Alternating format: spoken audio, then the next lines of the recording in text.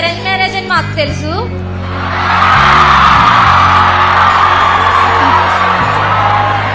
After మీ marriage మీ మధ్య love అనేది ఎలా స్టార్ట్ అయింది సార్? అంటే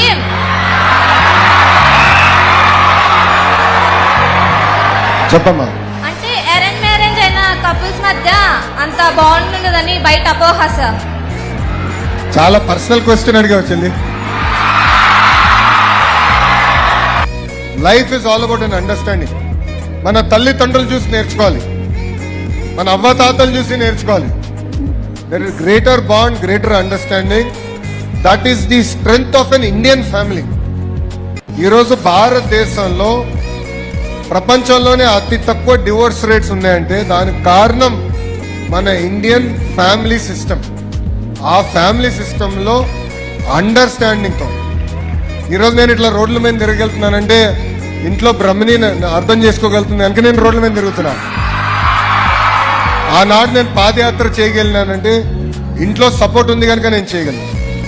that is the bond, that is the understanding. So give and take understanding అనేది చాలా చాలా అవసరం. థ్యాంక్ యూ థ్యాంక్ యూ చెల్లి.